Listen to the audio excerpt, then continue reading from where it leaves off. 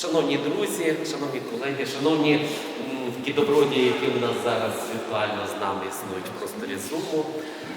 У нас така сьогодні, можна сказати, досить і конструктивна, і наукова, і така просвітницька подія. В нашому залі відбудеться презентація цієї чудової книги. Автор Митя Великоня «Зображення незгоди, політичні графіті та вуличне мистецтво постсоціалістичного періоду». Я сподіваюся, що ця тема є досить актуальною, бо так собі пригадую, що, по-моєму, якщо мені пам'ять не зраджує, 3 роботи наших аспірантів власне стосуються заявленої теми. Це з одного боку. А з іншого боку, очевидно, це свідчить про те, що ми, напевне, підходимо від цього, можна сказати, періоду, який є визначальним для нас. Ці постколоніальні варіанти нашого існування, які дасть можливість нам переглянути, переосмислити, подивитися вперед. І, звичайно, такі монографії, як Миті Великоні, це, звичайно, великий здобуток, який допоможе методологічно, науково і просвітницьки творчо підійти до цього питання. Я ще раз хочу подякувати нашому автору, що зголосилися в нашому залі зробити цю акцію. Думав, що Сергій буде Головко з Гельветики. Може він є в Зумі, не знаю. Не зміг. І хочу передати слово нашій колезі, пані Зусі. Від цього мікрофону. Я теж. Що його треба тримати біля серця. Доброго дня, вітаю, шановні колеги, шановні гості. Мене звати Зося Кайсь, я співробітниця кафедри філософії Київської політехніки. Я дослідниця графіті. У 2015 році я захищала дисертацію на здобуття кандидатського ступеня на тему графіті. Але ми маємо, як продовжуючи думку пана Ігора, про те, що сьогодні це актуальна тема. Ще буквально 10 років тому це була тема екзотична, і ніхто з наукової спільноти не хотів навіть чути про тему графіті, а тим більше, щоб якось її артикулювати на науковому рівні. Професор Митя Великоня в цьому сенсі зробив дуже великий крок вперед, тому що ми маємо складний соціальний феномен, до якого дуже важко підступитися саме науково. Тому я захищалася в інституті філософії, це на той момент була єдина вчена рада, яка зголосилася такий феномен розглядати. А сьогодні ми маємо вже за останні 3 роки дуже багато саме наукових книг було видано. Професор Митя Великоня досліджує графіті вже більше 20 років. Він є професором культурології і керівником Центру культурних та релігійних досліджень університету Любляни, Словенії. Він також цікавиться надцікавими темами і сучасною музикою, рок-н-рольною музикою. Тобто спектр його інтересів величезний. Це культура пам'яті, ностальгія, постсоціалістичний переход. І я дуже рада, що сьогодні тема графіті доповнюється такими оригінальними авторськими візіями. І я дуже сподіваюся, що сьогодні ви всі отримаєте задоволення від лекції пана Митя Великоні. Прошу. Книга, до речі, щойно вийшла друком. Буквально 2 дні тому пройшла чудова презентація в Одесі, де знаходиться видавництво Гельветика. І сьогодні ми маємо честь бачити живого професора і почути про його.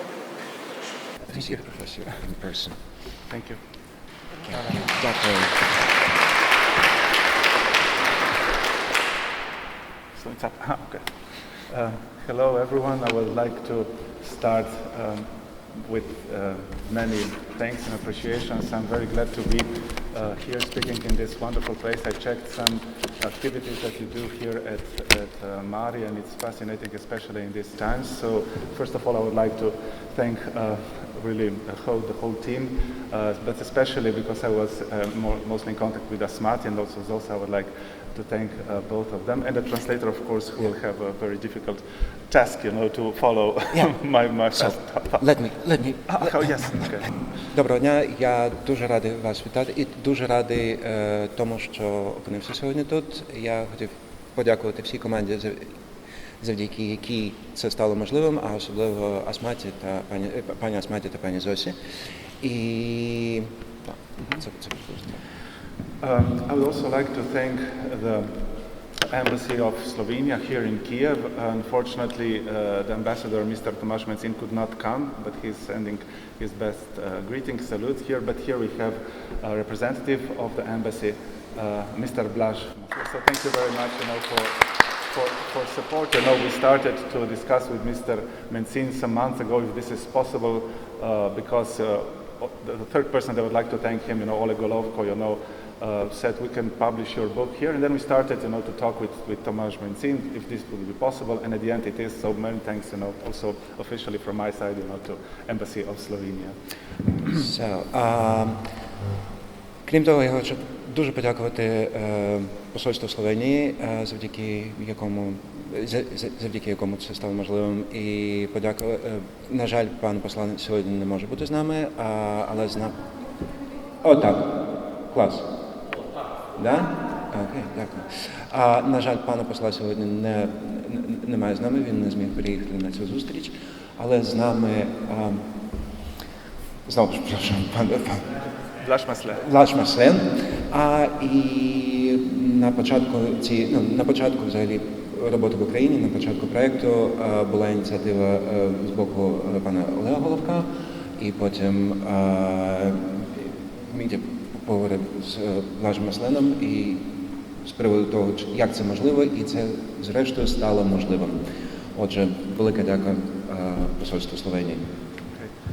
One more thanks, and then we'll start the real thing. Also, I would like to really thank so much, to the publisher, the Helvetica Publishing House from Odessa, and its editor, Oleg Golovko. We came in contact some year ago or something because he saw that my book was translated at that time at 5 languages, and he said, let's not do it in Ukrainian. But the war already started, so I could not say directly, but very politely, but what about the conditions, what is that? And then he gave me an answer that I'll never forget, and it will rest with me throughout life, and this is, we have to do it because we want to act as normal as possible. So this is our response to brutality of the world out there. We can do this, we can publish books, and we can in this way resist the situation here. And that's why, his enthusiasm met my enthusiasm, and when two people are enthusiastic, something, or more people, something good comes out. Окей, і нарешті третя подяка, і ми перейдемо вже до справи. Це подяка до видавничому будинку Helvetica і Олегу Головко, бо моя книга була видана 5 мовами, і Олег сказав, чому б нам не видати цю книжку українською. Це було рік тому. І я подумав, намагався якось більш-менш це ввічливо сказати, але ж війна. І що ми будемо робити? І на це Олег дав відповідь, яка назавжди залишиться в моєму серці. Він сказав, що ми хочемо зробити все можливе для того, щоб жити якомога нормальнішим життям за цих ненормальних умов. І ця відповідь назавжди залишиться зі мною. Його ентузіазм, мій ентузіазм, коли вони зустрілися, вони зробили цю справу можливою, і це надзвичайно. Today, I don't think that it would work to have a classical lecture. I had these 3 lectures in last 3 days, and it's also because of the whole venue and everything, it's quite different.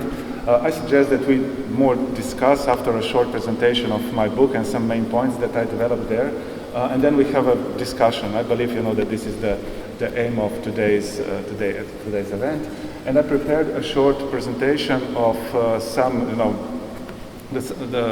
some examples of the mostly political graffiti and street art that I took in my fieldworks in the last 20 years, so to get the sense of what is the essence of the book.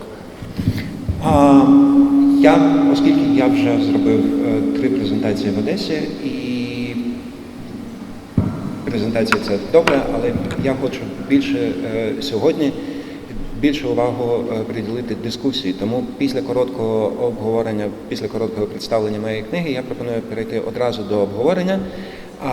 В мене є в презентації фото політичних графіті, які я робив і які можуть виступити як фундаментом.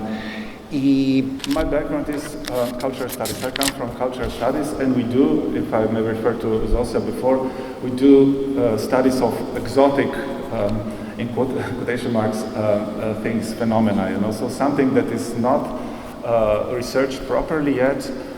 And in cultural studies, there was this shift, this change back in the 60s and 70s, so cultural turn. So to see art, to see culture, not only from the top-down perspective, so high art, so-called, you know, the dominant art discourses and so on, so things that are inside of the halls of the galleries and so on, but also from the other side, like anthropological, you know, approach to the sphere of culture. So everyday practices, everyday production that is not considered art, that is not considered something aesthetic, but it has very, very meaningful dimensions in everyday life.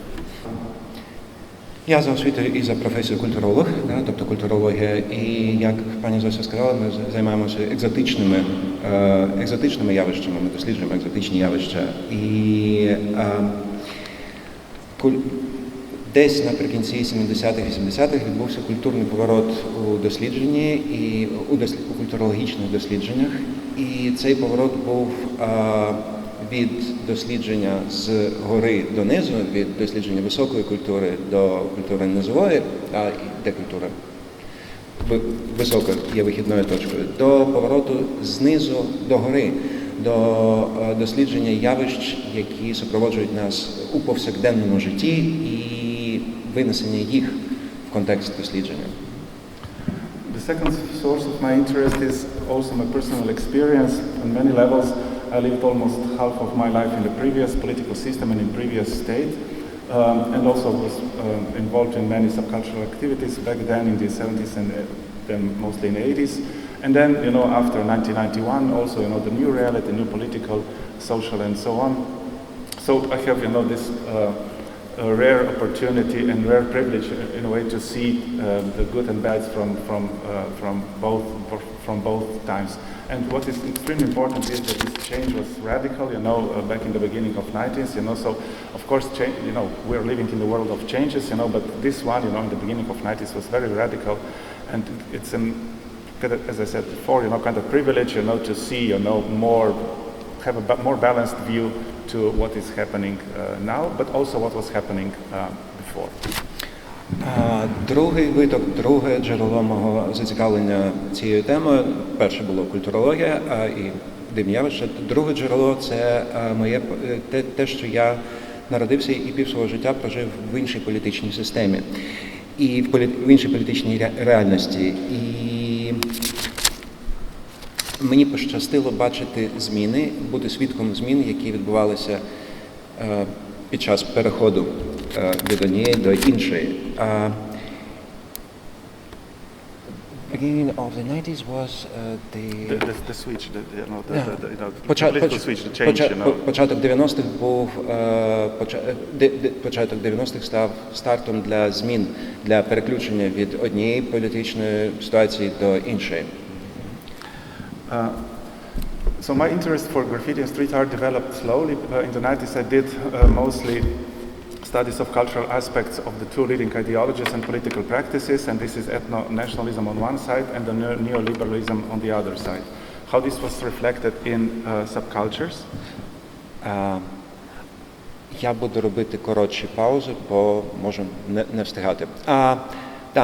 Коротші проміжки. Отже, я почав досліджувати стріт-арт на початку 90-х, і я почав досліджувати дві протилежні течії – етнонаціоналізм і неолібералізм. And in 2010s I did many researches on collective memory and political nostalgia, so nostalgia for old times. But I was collecting all kind of materials. My idea of being a cultural studies scholar is that you are like a hamster. You are collecting all kind of everyday mundane elements. You collect them, and then when you have time, then you do something out of it. You write something. You make a book or present. But you have to have a lot of materials. The cultural studies, in my view, must be theoretically strongly founded, but it must have this empirical validity. So you cannot make big conclusions out of few examples. Quite the contrary. Окей. І пізніше я почав почав цікавитися системою ностальгії та колективної пам'яті, і я почав збирати багато матеріалів. Я вважаю, що культурологічне дослідження має бути ґрунтовним з теоретичної позиції, але воно не може теорія не може бути потужною, якщо немає матеріалів. І гарне порівняння, я збирав матеріали як хом'ячок. Да? Я збирав багато фото того, що потім стало матеріалом. So for all my studies, I collected materials for years, sometimes for decades. And for this particular book, I was collecting materials for more than 20 years from different parts of the world. There are photos also in the book, and in my archive, 99% of the photos are mine photos, original photos. Also then, as we discussed yesterday at university, that it becomes contagious. People suddenly, when you realize what you're doing, are starting to send in you materials. So in this book, in a way, is also the document of the time, last 20-25 years of graffiti production from different parts of the world.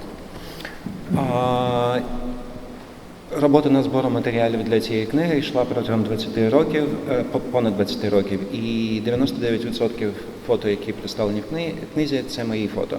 Але з часом це стало таким заразним. Да? Мені почали присилати фото з графіті. І after contagious, people are sending me photos from Okay.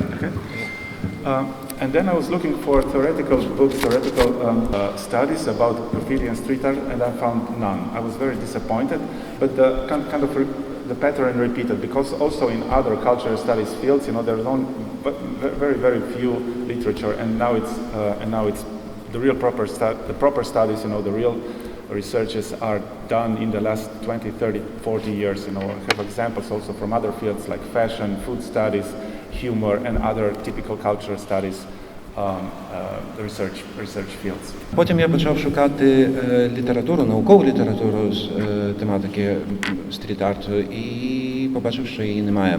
Але це була нормальна ситуація, бо ще 40 років тому для таких сфер дослідження, як мода, кулінарія, гумор, таких робіт ще не було, їх не було написано, вони щойно починали входити в обіг в науковому середовищі. Then 4 or 5 years ago I took sabbatical and I said, it's now or never, half year off classes because I have so many classes in Ljubljana, as many people know. And then I said I have to do something that was not done yet, not written yet, and this is epistemology, theory, and methodology of graffiti research. So this book consists of two main parts. The first one is very, academic, scholarly in sense of the theoretical considerations and the methodological tools. And the second part is the verification of these tools and the theoretical approaches into 8 case studies of the chauvinist graffiti, graffiti about refugees, pro and anti-refugee graffiti, graffiti about historical personalities, about football fans, so quite 8 very different, and of course the graffiti about nostalgia for old times. Окей. І далі, кілька років тому я взяв академічну відпустку і подумав, що або зараз, або ніколи потрібно робити книгу. І я зробив книгу про наукове дослідження зі стріт-арту, яке містить 2 частини: теоретично і приклади. В теоретичній частині я розробив епістемологічну теорію street art? Street art. Yes, і далі розробив методи, якими можна досліджувати цю тематику.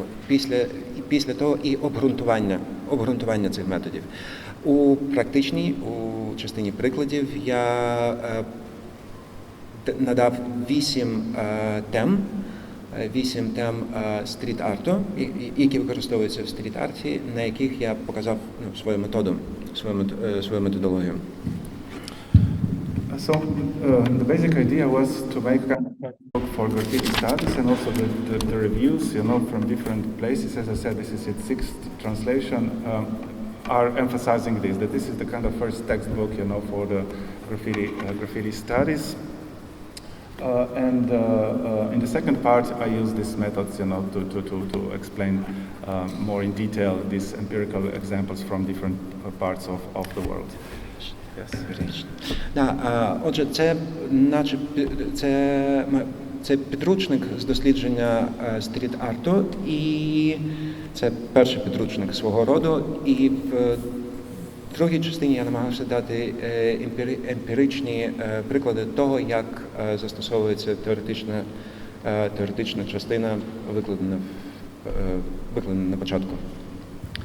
So what is, going back to the basics of cultural studies, cultural studies is kind of interdisciplinary science, that combines different social science and humanities, theoretically and also methodologically. And all the methods that I developed are based on the methods that are already in the humanities and in social sciences, like art history and art theory, critical visual methodology, political science, the urban studies, and most important, the critics of ideology, because mostly I'm interested in political graffiti and street art, and I'm detecting how the ideology functions in and through graffiti and street art.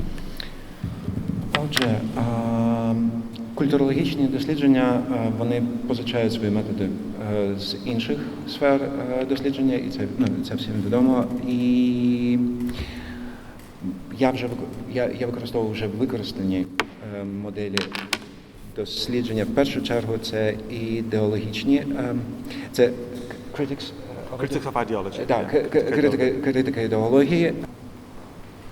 Critics of ideology and Urban studies. І урбаністичні дослідження. So I see, I speak very fast. Sorry. Sorry. Okay, I'll speak slower. Maybe Shorter. Okay, cool. Not to go too deep into this methodological part, but still I would like to emphasize these four sides of meaning, so four perspectives from which the graffiti or street art can be observed and understood. The first one is background. The second one is the author herself, himself. The third one is the graffiti or street art piece itself. And the fourth one, now we make this Benjaminian turn, it's the audience. So what the audience actually sees there. Отже, є чотири аспекти, з яких можна досліджувати графіті. Перший аспект, або як автор називає, простір, місце, це контекст, в якому контексті існує саме графіті. Другий простір – це простір автора, це стосується урбаністичної етнографії, і тут використовується компаративний метод. Третє місце, в якому існує графіті, це місце, це графіті саме по собі, сам малюнок або інша форма. І четверте, нарешті, це аудиторія, до якої направлене графіті, яка сприймає графіті. And I used all these methods in my researches, not only in these ones, but also when I was doing nostalgia studies and collective memory studies. I tried them all, except one because it's too expensive. This is public opinion surveys. Otherwise, I used all of them, as I said, from different fields. I was combining them and make them work for this specific urban creativity. І я використовував ці методи в інших дослідженнях, зокрема в дослідженні колективної пам'яті, і майже всі, окрім одного, що стосувалося дослідження громадської думки, бо це було надто дорого. І вони так само використовуються в інших культурологічних сферах культурологічних досліджень. So if there's any question about the images there, I can explain from where it was, the background, but most of them are, so illustrative in itself. Якщо виникнуть питання щодо картин, фотографій на екрані, я з радістю відповім на них, бо більшість з них знімав я, робив я. Але вони несуть скоріше інформативний характер, супровід. As a kind of background of what we are talking now. Да, як тло того, про що ми говоримо.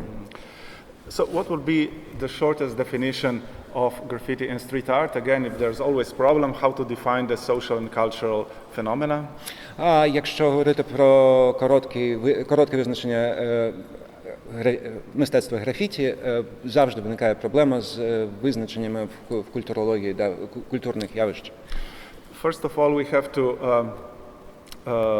neglect this stereotype that is very often repeated, that everything started, in the United States, mostly New York, Philadelphia, Chicago, or Los Angeles on the other side, that the graffiti culture started there. No, graffiti are, always there. It's one of the means, one of the media of human creativity throughout the history of mankind. Окей, якщо ми починаємо давати визначення, то ми маємо одразу відкинути хибну думку про те, що графіті почалося в Сполучених Штатах, в Лос-Анджелесі, в Нью-Йорку, в Чикаго. Ні, графіті завжди було з нами, графіті було завжди способом вираження expression of meaning? Виразом значень, які панують в суспільстві. Throughout the history of mankind. На протязі всієї історії людства. But let's be insisting, and propose a short definition of graffiti and street art, that this is an aesthetic 2- or 3-dimensional illegal visual intervention into the public space, and always in communication, always works only within the public space, so it's always contextual. Отже, давайте дамо коротке визначення. Графіті та стріт-арт – це конкретний або тривимірна інтервенція в публічний простір, візуальний вираз, який несе повідомлення, і воно завжди пов'язано в контексті з публічним простором. Воно завжди має бути в публічному просторі, має бути в контексті чогось більшого, іншого. Graffiti are usually, there are many now typologies of graffiti. Graffiti are usually 2-dimensional, made of just paint and spray, while street art it's much broader group of illegal visual creativity and includes posters, stencils, stickers, all kind of installations, inscriptions, latrinalia, arboglyphs, and many others. Daily are coming new and new ways of expressing of this kind of expressivity. Якщо ми говоримо про двовимірний, то ми говоримо про графіті, і вони, але є і тривимірні. Тривимірний це відноситься більше до стріт-арту, і до стріт-арту відносяться різні форми, арбогліфи, вирізблення на дереві або на скамейках. Далі це може бути постери, це може бути трафарети, це кожного разу все нові і нові форми виникають стріт-арту. And here another problem arises, because the terms graffiti and street art are in a way wrong terms, but they are still used as kind of technical terms, but they do not reflect, the essence of each of them. Graffiti comes from engraving, going into the, like a scratching into the material, and most of the graffiti as we know them today are just painting or spraying over the surface. Окей.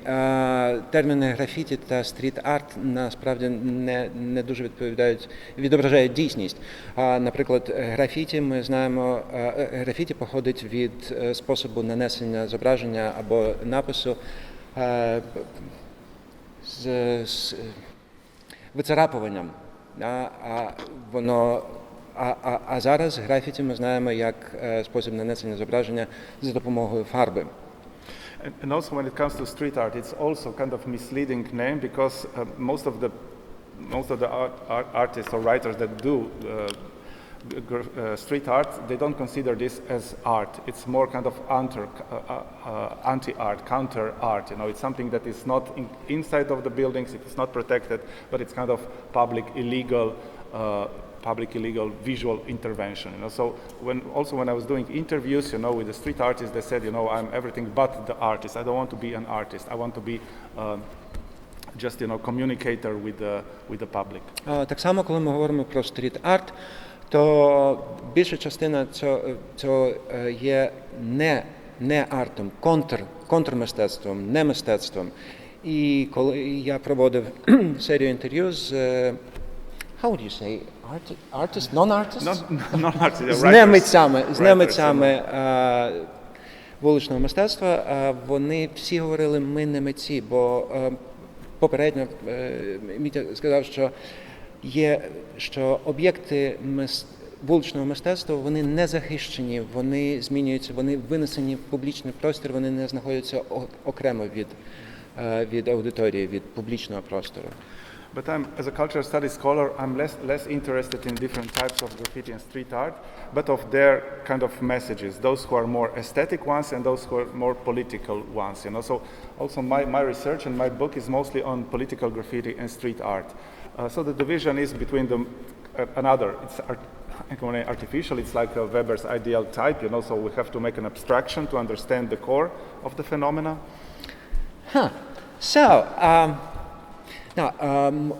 Моя книга стосується в першу чергу, мене цікавить не стільки форма, скільки меседж, повідомлення, яке несе стріт-арт та графіті. І моя книга зосереджена саме на політичному графіті і на політичному стріт-арті. І, як казав Вебер, нам для того, щоб дізнатися суть, нам потрібно спочатку зробити абстракцію, спочатку вивести абстрактний концепт і через нього. So this division, very general, very broad, is that they are more aesthetic or so-called subcultural graffiti that are more sophisticated, made by those who have much more knowledge and experience and also sometimes artistic background. Their aim is to poeticize streets. Отже, говорячи про абстрагування і про абстрактні терміни, ми можемо говорити про мистецьке графіті, мистецький стріт-арт, головною метою якого є поетизація вулиці, поетизація стін. And the other part is political graffiti and street art, where the political message is much more important than the aesthetic one. So if the previous one aestheticized and poeticized the streets, this one politicized the streets, politicized the walls. So this is the main point of my research. І другий вид – це політичний стріт-арт, політичне графіті, мета якого донести політичний, а не естетичне повідомлення на вулиці. І якщо перший – це поетизувати вулицю або поетизувати стіни, то другий, політичний, це політизувати, винести меседж. Меседж тут важливіший за форму, в якій меседж передається. And also the authors are very different. With the subcultural aesthetic graffiti, you know, the authors are writers who are very crafty in what they do. While on the other side, when it comes to political graffiti and street art, we're speaking mostly about the activists with sprays. Activists, you know, with the stickers that they post them, they glue them. You know, so they're two completely different, you know, actors in both of these productions. І коли ми говоримо про авторів одного та другого напрямку, то ми бачимо дуже різні картини. Якщо в першому випадку мистецького графіті та стріт-арту це люди, це письменники, writers. Да, це письменники, які виносять повідомлення на публіку, то у другому випадку політичного стріт-арту це активісти, які мають балончик з фарбою. And it's interesting because we are now discussing Taras and me, you know, what is the real the good word for these authors, you know. So they prefer to be called just writers, not artists. In Slovenians, I don't know how we came to this term, but we call them graffiteri. I don't know how it is in Ukrainian. Graffiteri. So Graffitista. Okay. Graffitosi. So we have better term than it's in English. Да, більшість з тих людей, які займаються графіті, да, вони не політичним, а мистецьким, естетичним, вони називають себе не митцями, а письменниками. В словенській є термін графітери, в українській є графітоси і графітери також. Тобто вони не називають себе митцями. Це важливо. And also when it comes to these pieces, this graffiti and street art themselves, they have very different, how to say, orientations and also fates, the aesthetic ones and the political ones. The political ones are very short-lived. They are immediately confronted with other graffiti. So we can speak about this palimpsest element of this kind of production because there's one layer after layer of different messages. So long live this, death to this, long live again, you know. So it's always kind of struggle when it comes to political graffiti and street art. Коли ми говоримо про політичний стріт-арт і про політичне графіті, ми завжди маємо звертати увагу на те, що це постійний, перше, це постійний діалог, і навіть не діалог, а палімпсест між різними повідомленнями. Хай живе тето і тето, а поверх нього вже невдовзі з'являється хай живе інше і інше. Тобто ми маємо зважати на темпоральність, на швидкоплинність кожного феномену стріт-арту. So if we want to understand political graffiti, we have to understand deeply the political situation in a certain moment, but also kind of political history. So you cannot just go out there, you know, take photos and try to interpret them. You have to have a lot of historical and also actual knowledge of what is going on around. І для того, щоб зрозуміти політичне графіті і політичний стріт-арт, нам потрібно не лише мати багато матеріалів і не лише розуміти політичну ситуацію поточно, але ми маємо розуміти і історію питання. Без цього неможливо буде зрозуміти, винести. But I noticed a very interesting switch. I don't know how it was here in Ukraine or in other, you know, post-Soviet areas. Back in the 70s and 80s, and including in the beginning of 90s, the graffiti, political graffiti, were mostly the kind of weapon of the week, as James C. Scott would say. You know, so they were made by those who had the communication and political deficit.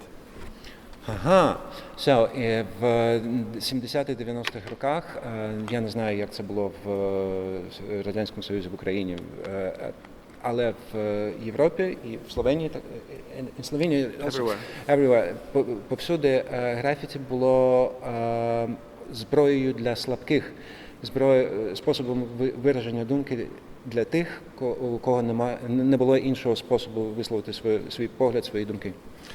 It's of course very difficult to measure because with graffiti, you know, it's graffiti are ephemeral. You know, they are destroyed overnight. You know, so it's more logic. Here today, gone tomorrow. So we cannot count. We cannot make the precise number. But still, now we see more and more also graffiti that are in a way conformed. They're very much in line with the political power. You know, so they're much more conformist to what is going on politically. І хоча зараз ми не можемо остаточно з якоюсь точністю заявляти про суть графіті, бо вони з'явилися сьогодні ввечері і на завтра зникли. Але ми можемо спостерігати тенденцію, що вони стали більш конформними з політичної точки зору, вони стали більш підтримувати основну політичну лінію. So we see from the 90s much more also graffiti that are just political graffiti that are just repeating what is going on in the dominant political institutions and the state apparatus. Тобто, починаючи з 90-х, ми бачимо, що графіті лише повторюють те, що відбувається в основних політичних інституціях і в державному апараті. So we are facing, you know, very Gramscian, you know, ideological struggle also, you know, and struggle between different political orientations now also in the streets, not only from one side, the one who was weak, but now it's more and more in a way from both sides, you know. So this ideological struggle for ideological hegemony is now shown also in the streets. І зараз ми бачимо, що якщо раніше на вулиці виходили лише ті, в кого не було голосу, зброя для слабких, графіті було, то тепер ми бачимо обидві сторони, і ці обидві сторони наче ведуть боротьбу між собою на вулицях, да, і ми можемо це бачити зараз. And maybe to conclude, I see political graffiti as part of a certain political agenda. So I don't see them as kind of, I cannot take them out of the context, the political, historical context. I must always understand them and research them together, you know, with other political campaigns, with other political agendas, with historical backgrounds of the certain country. Я завжди дивлюсь на політичний стріт-арт, політичне графіті в контексті політичної ідеології цього моменту, в контексті тих течій та явищ, які відбуваються зараз і які були недавно, були в історії. And it's complementary with other expressions, visual expressions of ideologies in urban space, like street names, like monuments, you know, erecting monuments, you know, destroying monuments, protests, rallies, all kind of, you know, visual expressions of the politics. Then also clothes, you know, which clothes are have also political significances, you know, or tattoos, or any other, you know, this political and also cultural elements of everyday life. Everything has strong political connotations, and you cannot understand, you cannot take out political graffiti. І дослідження графіті та стріт-арту, воно додає до культурологічних досліджень суспільства, таких як зміна назв вулиць, зміна street names, Monuments. Пам'ятники, встановлення або скидання пам'ятників, поява нових інституцій, навіть мода, яка може бути політично заангажованою і політично politically engaged? Politically engaged fashion, no, політично заангажованою. To conclude with the two shortest definition of graffiti and street art, on one side, we could define them as also the name of the book is, so podobe nestrinjanja, the images of dissent. So graffiti is always kind of expresses dissatisfaction with what is going on today. For some, it's the present situation is too left or too right, you know. As it is also in aesthetic sense, you know, so we're bringing some aesthetics, you know, that is missing in our definition of what art is. So this will be the first short definition for the end. І наостанок два короткі визначення того, що є графіті. Графіті, відповідно, це як назва книги української, це зображення незгоди, воно завжди виражає незгоду з чимось, невдоволення чимось, воно може бути надто лівим, надто правим, будь-яким. And the second, you know, the shortest, the most concise version would be that this is the kind of litmus paper, kind of thermometer of the situation in a society. So it always follows and sometimes also anticipates the political developments in a certain country. So if you don't understand what is going on politically, check not only internet, check not only news, but check also the walls around, you know. It says so much about the political situation. І друге, найкоротше і найдальше визначення стріт-арту та графіті, це те, що воно є лакмусовим папірцем, який показує ситуацію в країні. Якщо ви хочете дізнатися про те, що відбувається в суспільстві зараз, що відбувається в країні, ви маєте не лише подивитися новини в інтернеті або там на телебаченні, в газетах, але ви маєте подивитися навколо, подивитися, що намальовано і які графіті там. For example, in times of democratization of Slovenia, late 80s, early 90s, everything that was going on in institutions and also outside institutions was also reflected on the walls. Наприклад, в Словенії на початку демократизації, наприкінці 80-х, все те, що відбувалося в інституціях і в суспільстві, воно також було відображено і на стінах. And in the last 2-3 years, there were also a lot of, you know, dissent, political dissent, you know, so anti-government demonstrations, and this was also reflected out in the streets, as it was. This was one of the questions yesterday at our talk at the university. In the 90s, with the warring sides in the wars of the Balkans, you know, so the Croat, the Bosniak, the Muslim side, they were not fighting only out there, but also on the walls. І останні 2-3 роки в Словенії стріт-арт перейшов до протистояння режиму, політичному режиму, дисидентства, незгоди з політичним режимом. І така сама ситуація була на початку 90-х, під час війни, до початку війни на Балканах, коли все те, що відбувалося в суспільстві, воно виносилось на стіни. Another short example to the end, not to stay only in this our part of the world, Central Eastern Europe. It's the times of inauguration of President Trump in 2017, late January. І для того, щоб не залишатися лише в нашому регіоні, в регіоні Центральної Європи, ми поговоримо про інаугурацію президента Трампа в кінці січня 2017 року. I was fortunate enough to be in New York at that time. Мені пощастило бути в Нью-Йорку в цей час. And the whole city was, showing dissent, with the election of the president. They did not want him as a president, and they were realized there was demonstration, 600,000 people. It started with the women against a women march, but then it became a kind of all popular movement. 600,000 people were alone in New York alone, demonstrating against Trump. І в Нью-Йорку все виказувало незгоду з президентством Трампа, і була 600-тисячна демонстрація, яка почалася з маршу жінок, але потім демонстрація набрала 600 тисяч людей, які виступали проти президента Трампа.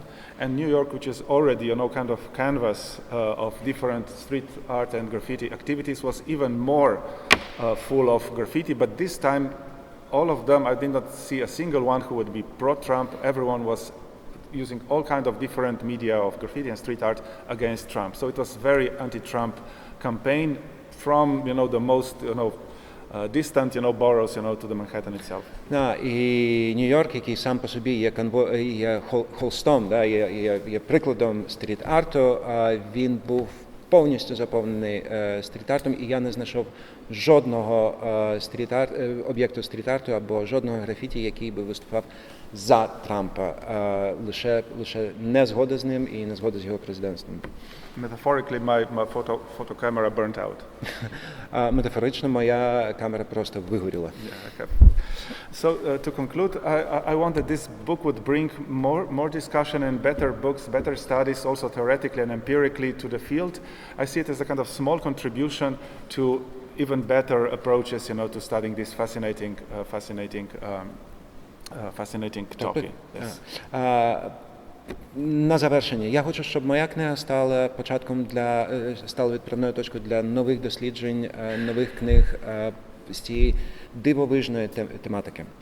I see it as an inspiration, for the others, but also for me to do these researches even better. Я бачу це як привід для інших робити, натхнення для інших робити дослідження в цій темі, але й для себе. Це також для мене самого це також є натхненням продовжувати працювати в цій темі. So thanks for your attention, and I'm looking forward for your questions, critics, whatever. Дякую за вашу увагу, і я чекаю на ваші питання, на будь-які питання, які можуть бути.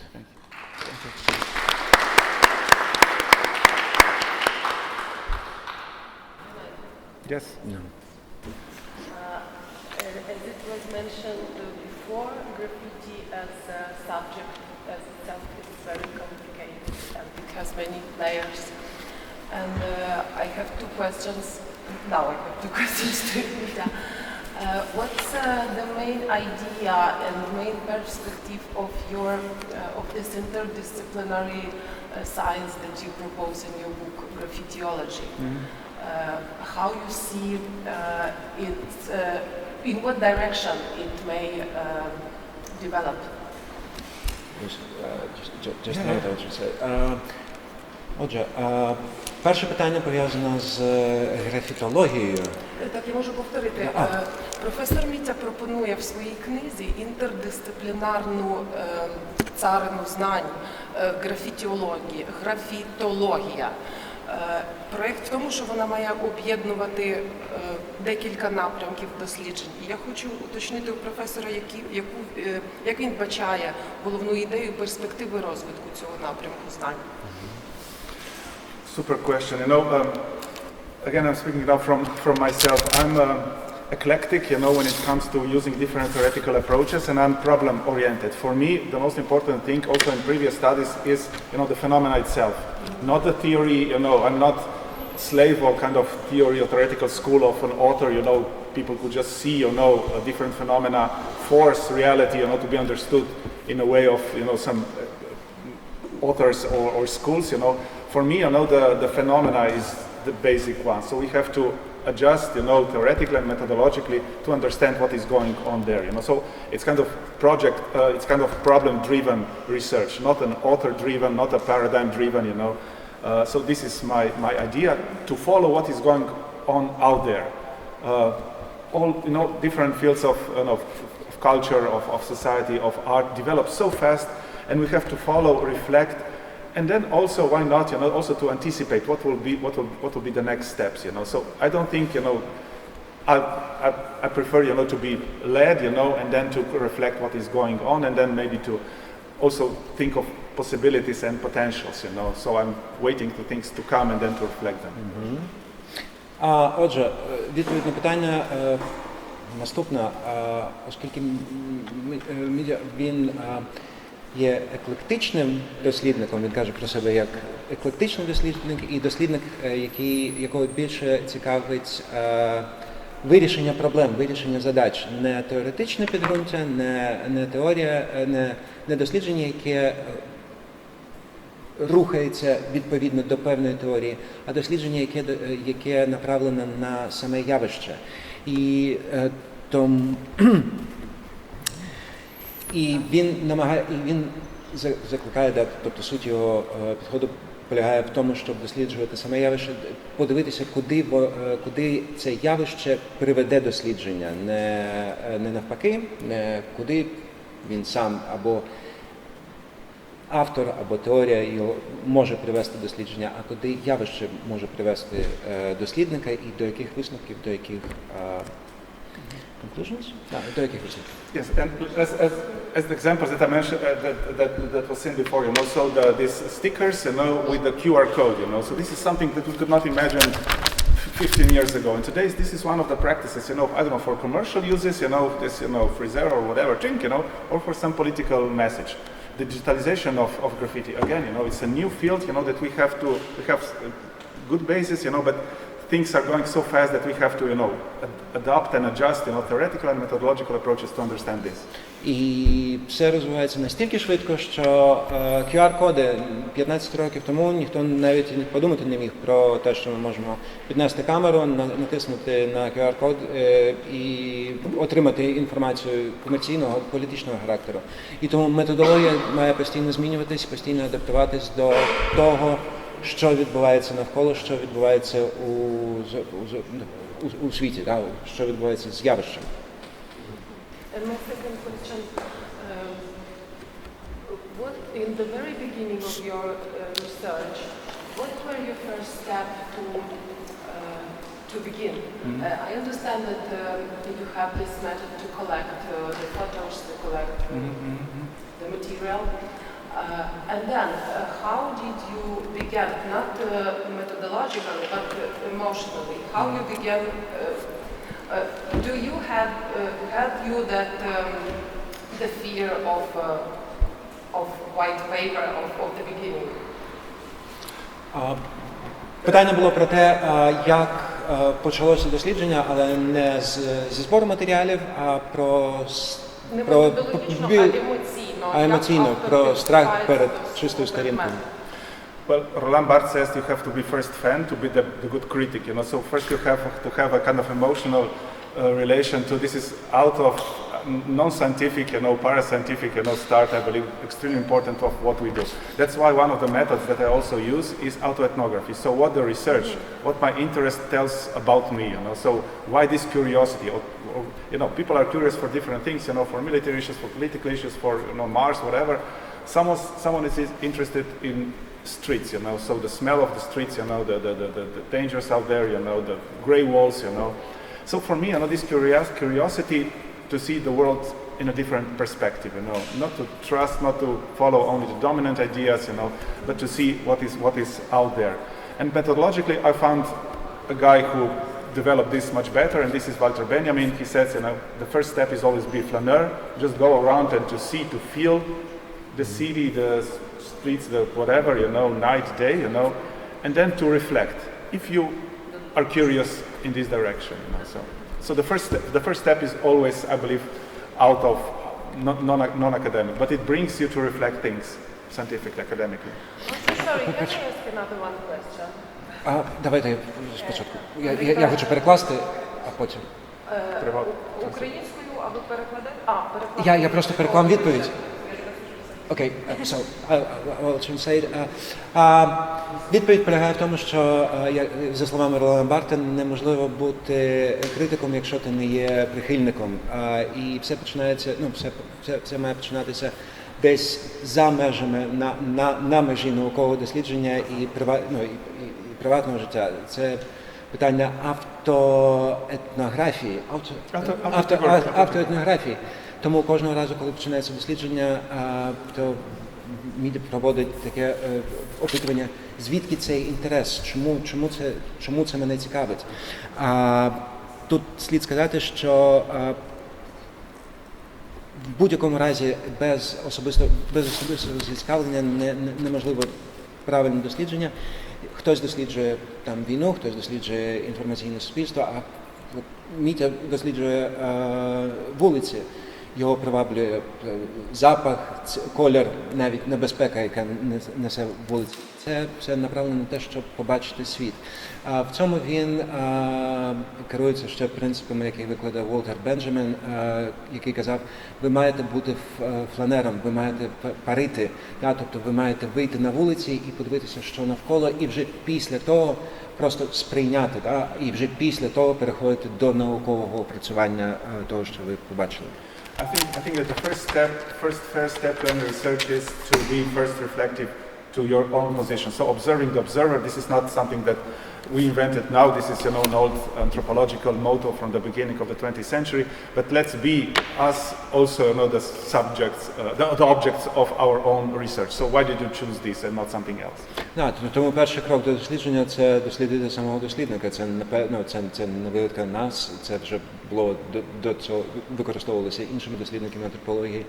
Зрозуміти, чому мені цікава ця тема, чому я за неї берусь, звідки цей інтерес. We had a conversation with Professor Mitja and we discussed how people change, how changes the communication between people in digital era. And my question is, how do you think changes graffiti in digital era? Питання було про те, що з появою цифрових технологій змінюється спосіб комунікації в суспільстві, як цифрові технології змінюють графіті і стріт-арт.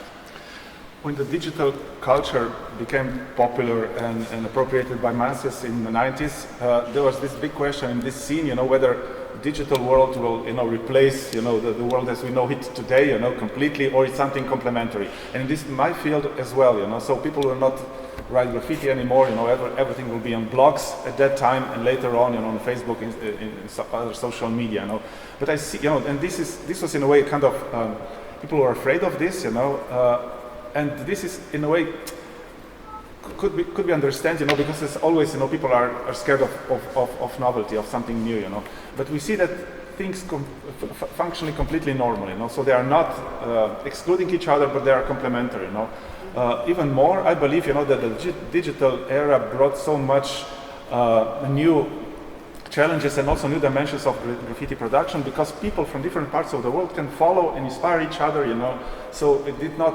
the internet did not destroy the graffiti production. Quite the contrary, it kind of accelerated it. So there's much more, interaction now, much more connections and much more inspiration from all over the world.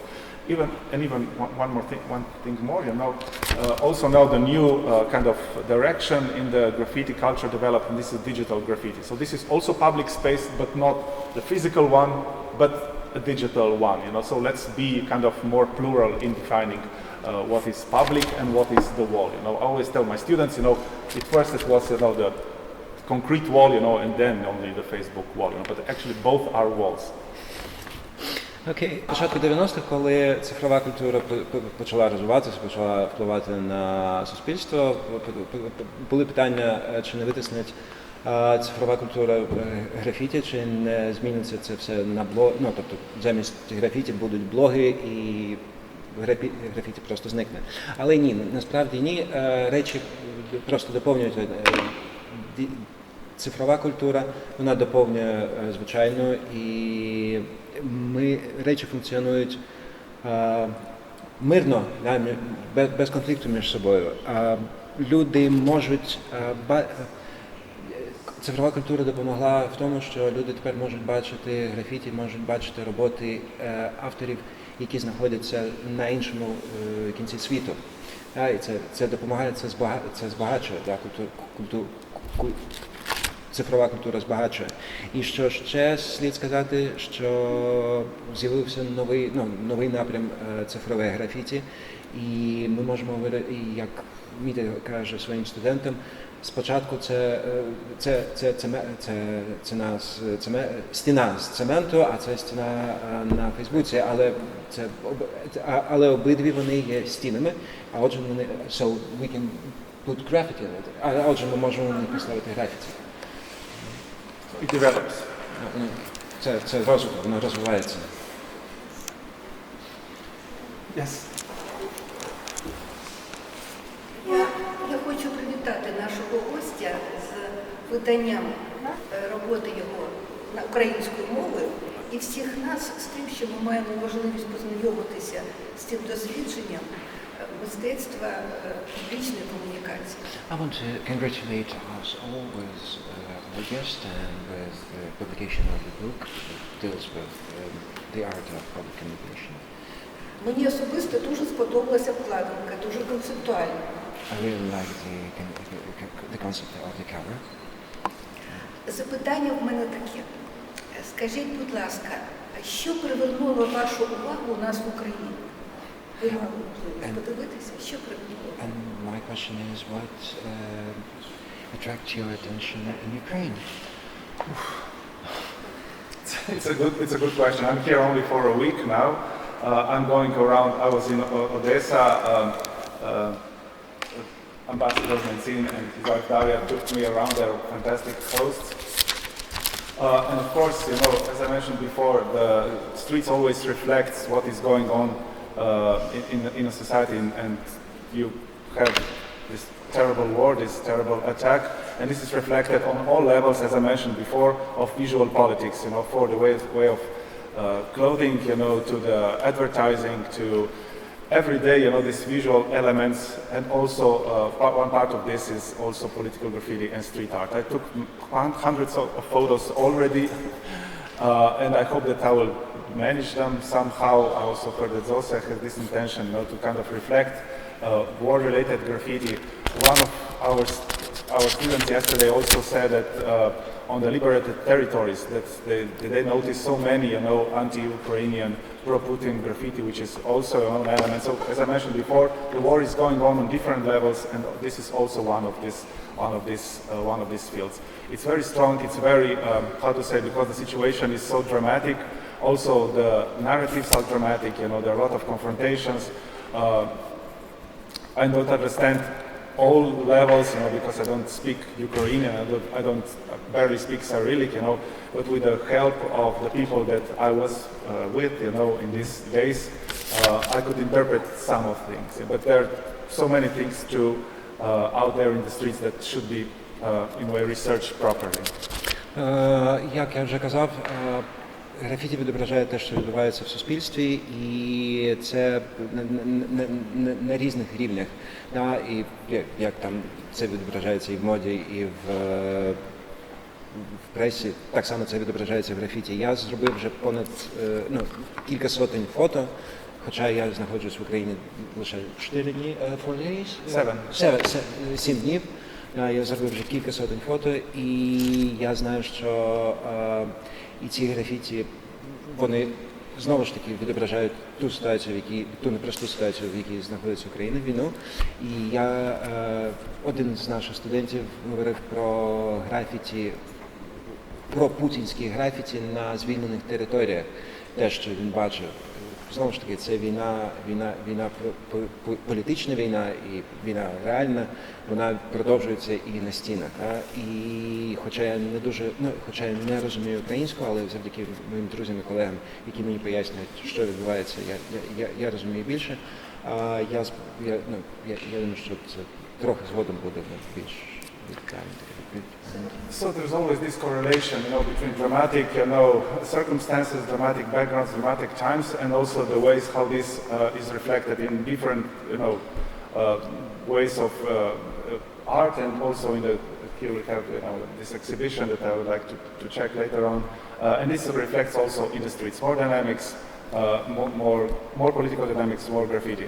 A few years ago, I was in Oslo, in Norway, which is a very peaceful country, and also this reflects, how the cityscape, and also how the urbanscape, is very, very. It's not dramatic, it's very poetic. There are no political confrontations there. So it's always kind of correlation. We have to have in mind this, when we're researching. Graffiti very much. Більше динаміки, більше графіті і знову ж таки це відображається, те, що відбувається в суспільстві, відображається в графіті і стріт-арті. Кілька років тому я був у Норвегії, і це дуже спокійна країна, і графіті відповідало цьому стану спокою. Зовсім не драматичні, поетичні графіті навколо було.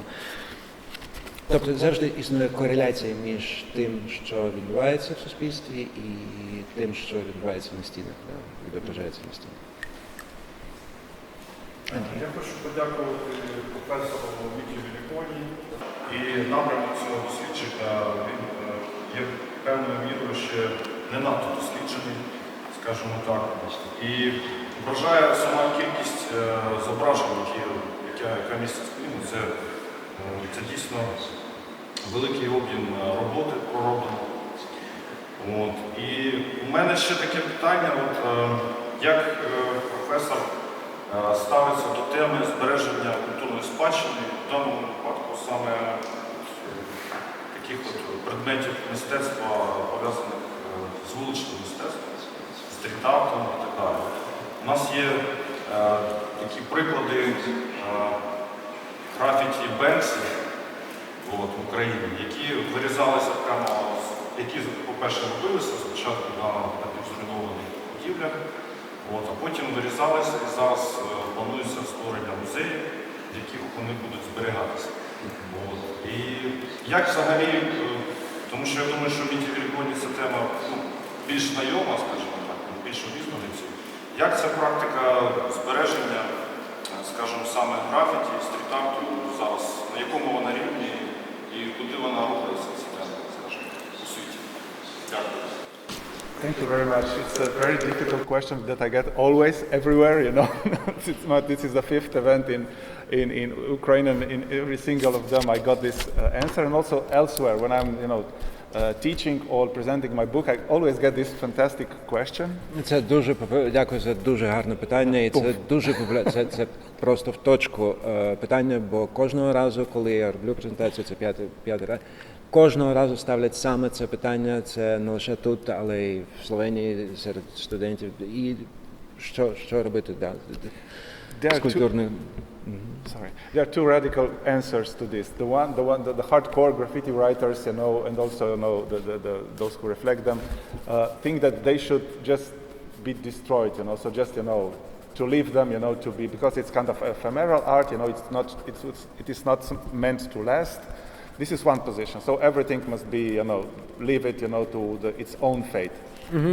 То є дві кардинально, діаметрально протилежні позиції. Перша позиція – це позиція графітерів, письменників, тих, хто роблять графіті. Вони кажуть, що, дослідників, що це мистецтво ефемерне, і воно має бути знищено, воно має зникнути з часом.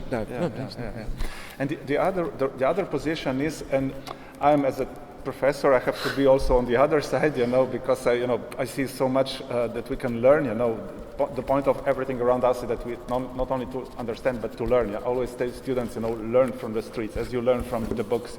So it's a media as any other media that we can agree or not. It has specific language, brutal sometimes, vulgar as well, but this is part of the reality that we are living in. So the other side says, no, let's protect some of them, or now it's a political question, which one, to protect. So, but they have much more, generous view, and they see graffiti as any other part of cultural and historical heritage. So the other side would be, let's protect them. But they are... Як професор, я розумію, я маю прийняти іншу точку зору. Я завжди кажу своїм студентам, навчайтесь не лише з того, що ви досліджуєте, не лише розуміти, як воно працює, але й навчайтесь від того. Графіті може бути вульгарним, графіті може бути дуже грубим, але це частина того світу, в якому ми живемо. І напевно, це потрібно зберігати для подальшого дослідження. Інше питання, що саме зберігати? What we conservate.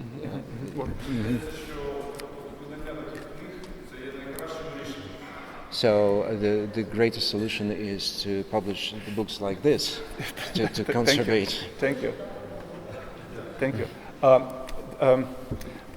Banksy was here, and he's a very typical, now, what comes after postmodernism, there are now discussions about it. My idea is of meta-modernism that unites modernism from the beginning of 20th century with postmodernism in the second half of the 20th century. But after 1990, we have to reconsider different ways of thinking what is going on today, including the art. So this idea of meta-modern art, I believe, is very appealing. On one side, it's very determined, like modernist. On the other side, it's very relaxed, very nihilistic, postmodern. And I see Banksy. І кажучи про Бенксі, який був в Україні,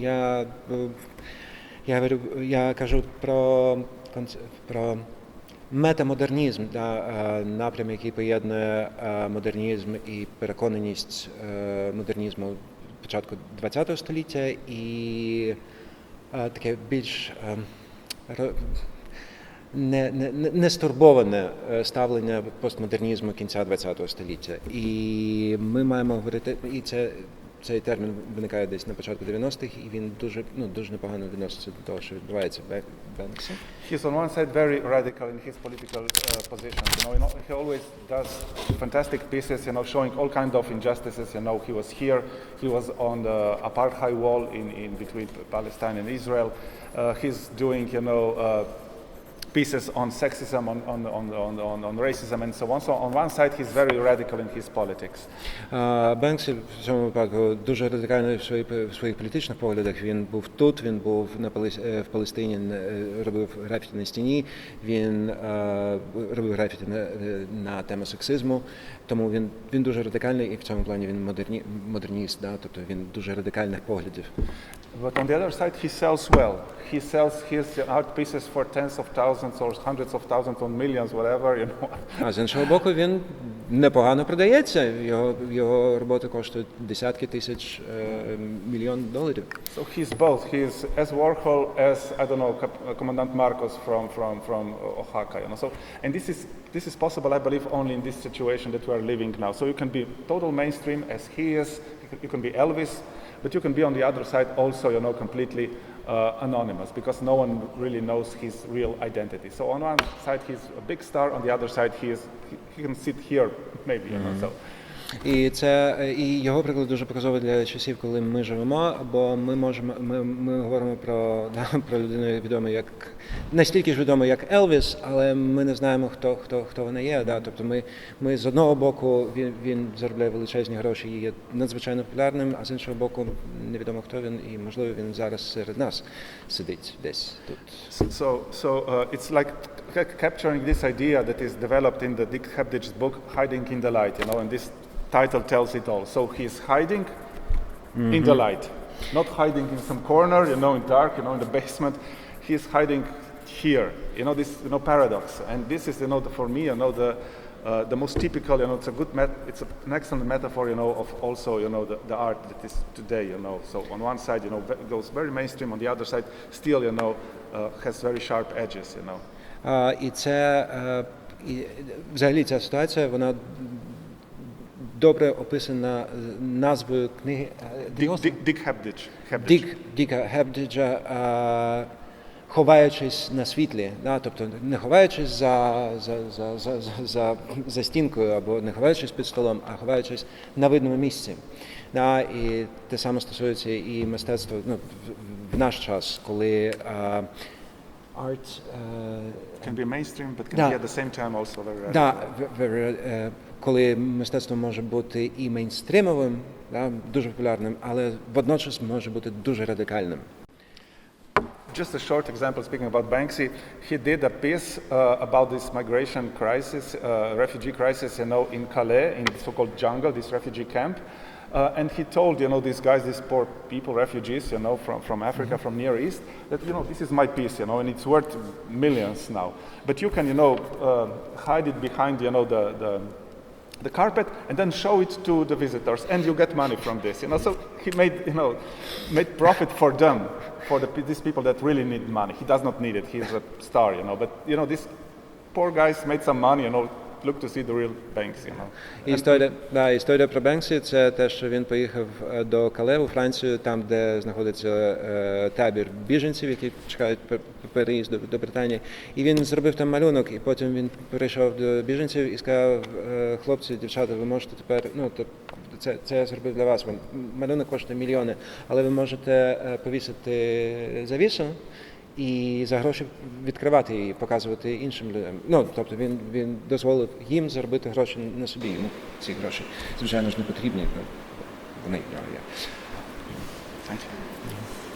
У нас просто є, продовжуючи цю тему, у нас є один такий художник, він, до речі, представлений тут в залі, це Гамлет Зінківський. І це, до речі, теж є стріт-артом, тому що це парадні двері будинку в Харкові, і там є навіть сліди від касетного бомбу. І він також є співзасновником батальйону Хартія, тобто він якби є митець, дуже відомий, до речі, в Харкові. І він допомагав брендингу цього батальйону Хартія. І він теж, як і Бенксі, десь в чомусь, я просто цю тенденцію теж ловив, стосовно того, що він працює не тільки як стріт-артист, але ще як стамповий митець. Він робить в галерейних просторах. Він навіть учасник бієнале венеційського. Тобто він теж, з одного боку, активно працює в місті, а з іншого боку виставляється в галерейних просторах і на великих бієналах. І ще продовжуючи просто як дискусію, просто обговорення, ще цікава група у нас є, верніше художники групи «Інтересні казки», які зараз розпалися, і вони діють як ВІН, Володимир Маншус. Це його кличка, ВІН. І Олексій Бородусов, це ж другий учасник. Вони теж зараз активно, їхні твори, до речі, теж широко представлені в Києві. Дуже великі мурали. Вони, по суті, навіть не стріт-артисти, можливо, теж стріт-артисти, але муралісти ще ідентифікують як муралісти. І вони теж дуже активно відкликнулись на тему війни.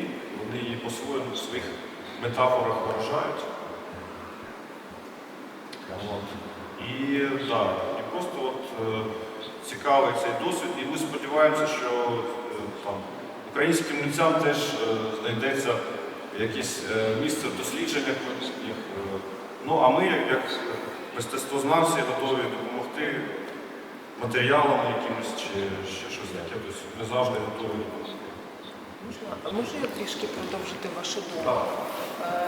Тут ще треба розуміти, що в нас дослідження графіті і стріт-арту в Україні, вони поки що не виробився поки що оцей специфічний вокабуляр, скажімо так, щоб називати правильно речі своїми іменами. І термінологія поки що вона така ще м'яка. Тут треба розуміти, що ми маємо розрізняти принципово два різних феномени – стріт-арт і графіті. як живе протестне мистецтво, яке не може в жодному разі перебувати в стінах галереї, тому що його сутність зовсім різна.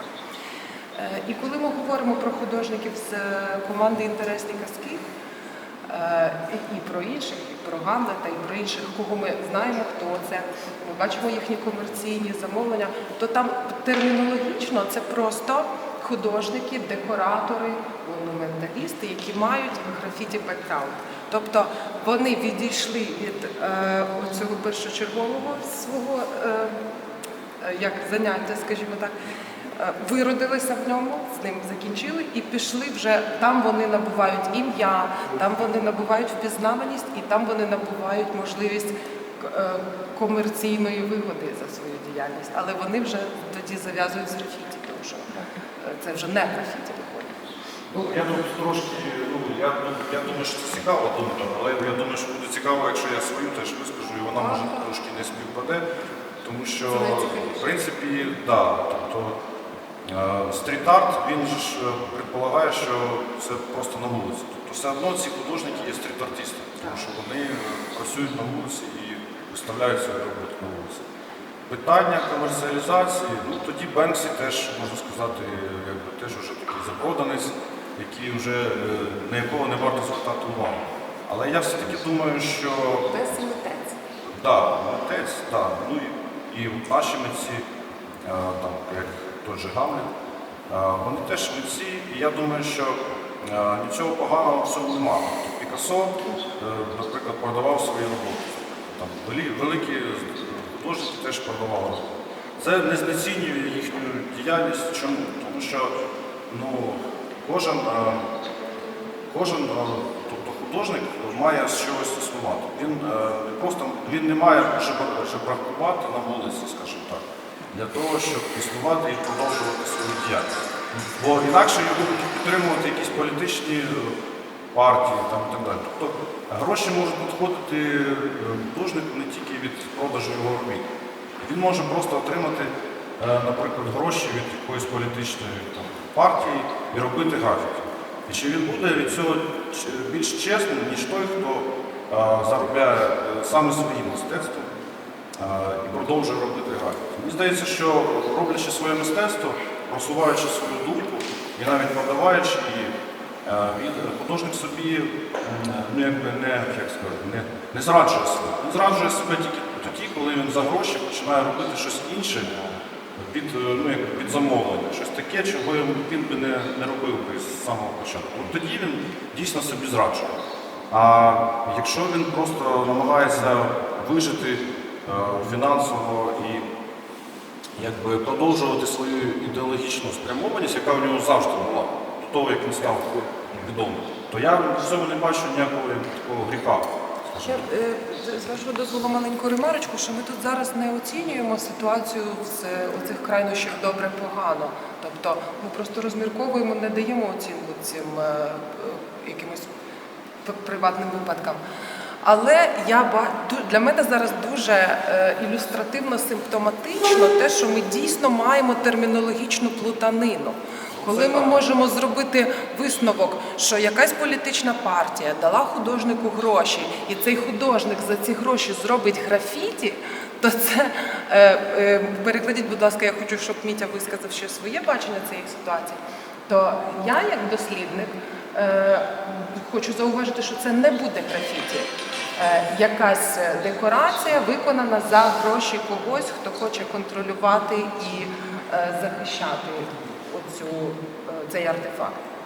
Тобто тут термінологічно ми маємо бути свідомі того, що термінологічна існує плутанина. І професор Мітя зробив якраз вагомий крок і вагому спробу у цій книзі розв'язати оцю і поставити, як влучні дефініції зробити, яким чином ми маємо провести цю демаркаційну лінію між живим справжнім графіті, як живим протестним феноменом, і якимись іншими феноменами, які контролюються, які захищаються, які інституціалізуються.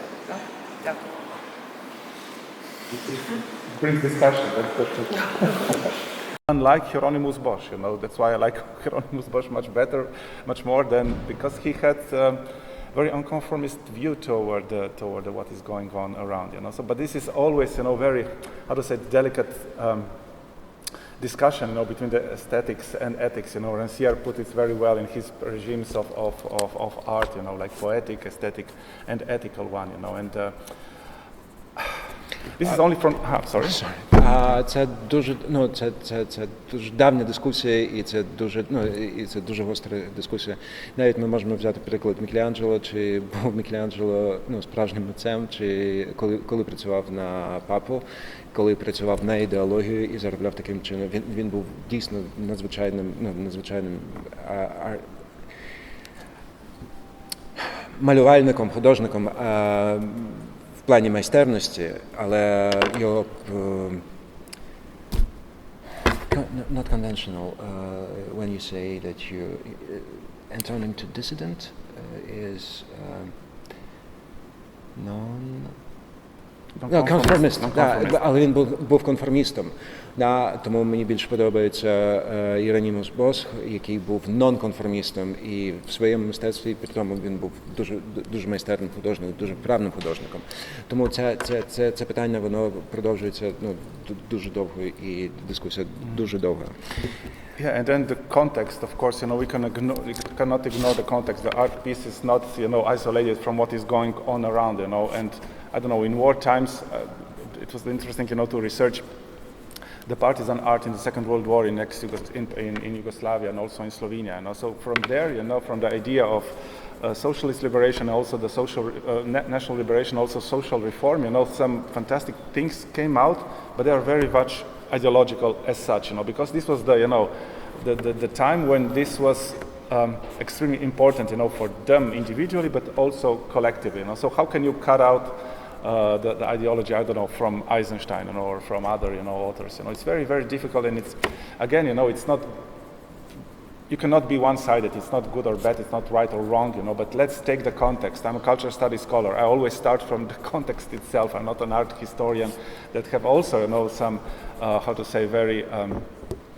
limited view, as we do. So I believe, the important thing is, and I also try to do this in my book, to see both of these sides, so how art is the matter of aesthetics, but also of ethics, of historical time, the ideas of the future, as Paul Claudel would say, there's, if art does not reflect the future, then it's not good art. Again, we can be very reluctant to this very sharp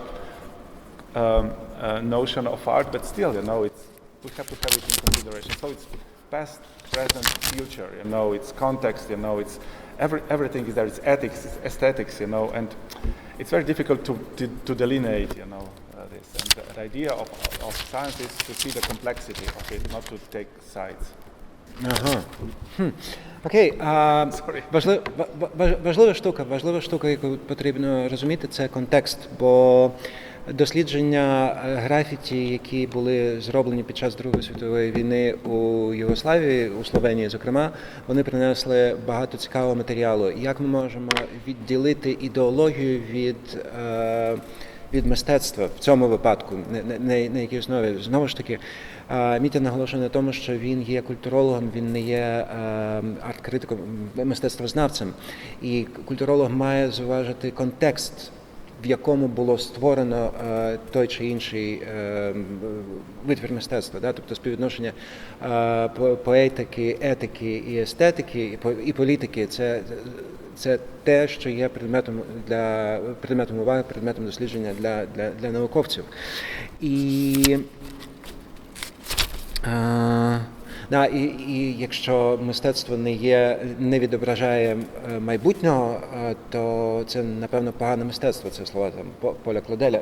Пол Клодель? І це дуже непроста історія, але ми маємо, як вчені, ми маємо на це звертати увагу і досліджувати це. Не виносити судження, а досліджувати предмет. Таке питання. Ви запросили художника графіті зробити стінку у себе в кімнаті. Тут питання, чи це буде графіті, в вашій квартирі на стінці щось намальоване графіті-райтером? Це, звісно, не графіті, це монументальне мистецтво. Так. Те, що зроблено всередині приміщення, це монументальне мистецтво. Ну, хоча інколи деякі роботи називаються ті, що зроблені як мозаїки, там, як зовнішньої сторони. Але, так, якщо це зроблений такий твір, то це дійсно, скоріше, монументальне мистецтво, ніж мистецтво. От стріт-арт, да? Стріт-арт – це все-таки щось зроблено дійсно, ну, трошки так, можливо, дуже швидко і так, ну, тобто без якоїсь такої сильної підготовки. Добре, а якщо я замовляю у себе вдома художнику графіті, щоб він мені зробив вдома графіті-піс зі всіма стиль, канон, все оце, як вони малюють, щоб він мені вдома зробив, то це буде графіті? Це теж, мабуть, буде монументальне мистецтво в дусі стріт-арту, скоріше. Це, мабуть, так треба. От відповідь мистецтвознавців і культурологів, філософів, ну тобто в цьому ідея, що ми маємо об'єднувати ці всі аспекти і контексти. Монументальне мистецтво в дусі стріт-арту. Це, до речі, Стилізоване. Це монументальний живопис, стилізований під графіті. Ну, я б так. До речі, графіті, стріт-арт – це якби два жанри. Стріт-арт, ні, більше графіті, це скоріше все-таки, ну, якби жанр стріт-арт. Тому що стріт-арт це більш широкий момент. Я не знаю, чи зі мною погодяться колеги, але стріт-арт це ширший термін графіті, наскільки я розумію. Це всі, якби, коли пишуть свої імена, це звідти пішло графіті. А стріт-арт, він охоплює і графіті, і різні форми цього мистецтва. Я не знаю, Будемо читати книгу і розбирати. До речі, цікаве питання до Миті Великоні, як він розрізняє ці терміни стріт-арт. Чи є стріт-арт все-таки ширшим терміном, а графіті вущим? Graffiti or graffiti? It depends, you know. There are some authors who say, you know, there's street art, you know, and there are different, you know, graffiti, stencil, but most of the authors that I rely on, you know, still divide, you know. They see graffiti art, you know, as two-dimensional, mostly made with sprays and color and paint, you know. And the street art is kind of post-graffiti art that includes also other elements, you know. So, but as I said, this is one of the typologies, you know. There can be the others, you know. Some of them are very much, how to say, you know, first is street art, you know, but mostly, you know, it's graffiti and then comes street art. But as I said, you know, it can be the other way around. I still see this difference because it brings also the third dimension, you know, all kind of these 3D dimensions, 3D dimensions going into or outside the surface, you know. Unconventional aesthetic approaches, you know, so all kind of inscriptions or engravings, you know, it's much more than just paint and spray, you know. So for this reason, you know, many authors that I rely on, you know, they said post-graffiti as a kind of, you know, broadening the spectrum of means that are used in making these pieces, you know. It's much broader, you know. It's not better or worse, it's just, you know, it's overwhelming, you know, more than graffiti, which still stays, you know, mostly on these two dimensions, you know. But you can express... Там я приблизно зараз перекладу. Дивіться, ну, на питання Андрія Сидоренко відповідь була такою, що все залежить. Да. Є багато дослідників. Деякі дослідники кажуть, що так, стріт-арт включає в себе графіті. Деякі кажуть, що графіті знаходиться якось паралельно із стріт-артом. До того ж, є зовсім дивовижні форми стріт-арту, які не вписуються. Ну, тобто це і street art is arboglyph and so on and so forth. Inscriptions. Да, тобто вирізблення на дереві, на скамейках, трафарети, інсталяції, це все, що завгодно, і графіті лише один з видів, ну, тобто воно на одному рівні з усіма іншими. Тому це все залежить, да? Тобто різні погляди і різні таксономії. I would not like to interrupt this discussion, but we have another thing scheduled now at 2 o'clock. So I'm sorry, but we can, continue. I don't know. We exchange mails, so our schedule is very tight. It's so many things, so we'll have to go, Daria and me and some others. Ми дуже раді дискусії, обговорення, але маємо завершувати, бо маємо наступну зустріч. And I would like to thank Taras, for doing this, the most difficult job, to capturing us and me and everyone. So thank you very much. Thank you.